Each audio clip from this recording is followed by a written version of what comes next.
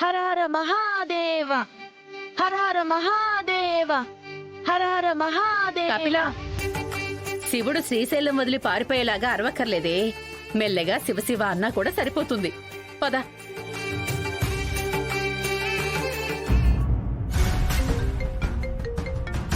Hello, ఒక్క నిమిషం ఉండండి, మేడం గారికి ఇస్తాను. మేడం, ట్రెక్కింగ్ పోటీలు స్పాన్సర్ చేస్తున్నారు కదా, ఆ ఆర్గనైజర్ మీతో మాట్లాడాలంట. హలో. నమస్తే మేడం. నమస్తే, చెప్పండి. మేడం, ట్రెక్కింగ్ కాంపిటీషన్ అయితే పూర్తయింది, కానీ ఇక్కడ ఓ ప్రాబ్లం వచ్చింది. ప్రాబ్లం వచ్చిందా? ఏమైంది?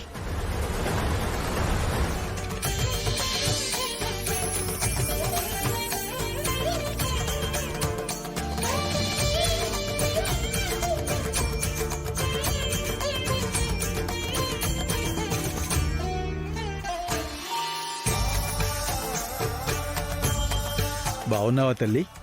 బావున్నాను పంతులు గారు. ఈ సంవత్సరం నేసిన మొదటి చేనేత వస్త్రాలు స్వామివారి కోసం. ప్రతి సంవత్సరం ఆ స్వామివారి పట్ల నీ భక్తి పెరిగిపోతూ ఉంటే నీ కష్టం, నీ తెలివితేటలతో నీ కుటుంబం, నీ వ్యాపారం దినదినాభివృద్ధి చెందుతుంది. ఎంతో మంది కడుపులు నింపుతున్నావమ్మా, వింటూనే ఉన్నాను. అన్నపూర్ణమ్మవమ్మా నువ్వు. అంతేకాదు పంతులు గారు, మా ఇంటి మహాలక్ష్మి కూడా. ఊరుకో అక్క, దేవుడి ముందు మన గొప్పలేంటి. పంతులు గారు, తీసుకోండి.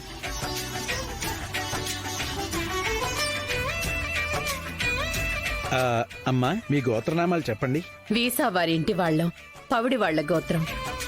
ఆయన కోటేశ్వరరావు, నక్షత్రం అశ్విని, మరిది రాజేశ్వరరావు, పునర్వసు, చెల్లెలు ఆనంద భైరవి, మఖ.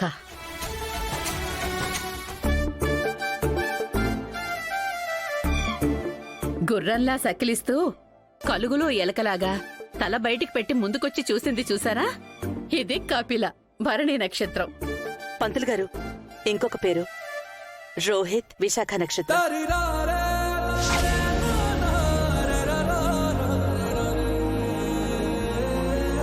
మనంతరం ఒకటే. విశాఖ నక్షత్రయుక్త రోహిత్ నామధేస్య సహ కుటుంబానాం క్షేమ స్థైర్య ధైర్య విజయ అభయ ఆయురారోగ్యైశ్వర్య వృద్ధ్యర్థం పూజాం కరిష్యే. జగతపితర వందే పార్వతీ పరమేశ్వరౌ. ఓం త్రయంబకం యజామహే సుగంధిం పుష్టివర్ధనం ఉర్వారుకమివ బంధనాన్ మృత్యోర్ముక్షేమమృతాత్. అక్క, అర్చన మొదలైంది, దండం పెట్టుకో.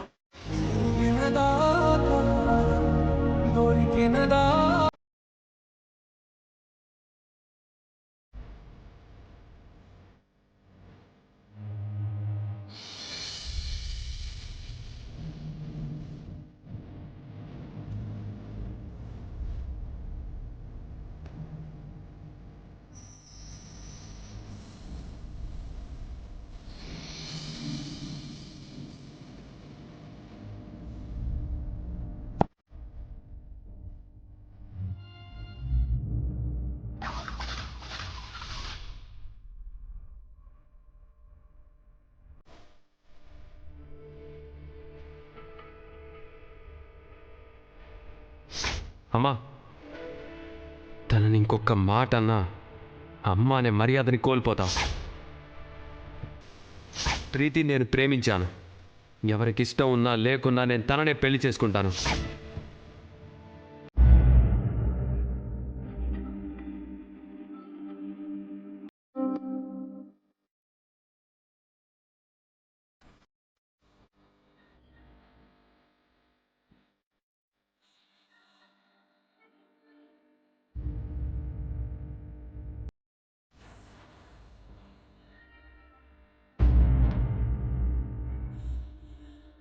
ఏంటక్క ఇక్కడికొచ్చి కూర్చున్నావు? గుడిలో వాడి పేరు ఎందుకు చెప్పావానందా? తను కూడా మనింటి బిడ్డే కదక్క. రోహిత్ నీ కొడుకే కదా. నా కడుపులో ఉన్నప్పుడు అడ్డం తిరిగి ఏడిపించాడు. పెద్దయ్యాక మనందరినీ కాదు అనుకుని పెళ్లి చేసుకుని వెళ్ళిపోయాడు. ఇప్పుడు ఇంకా ఏడిపిస్తున్నాడు. వాడిదేనా ప్రేమ, మనది కాదా మరి?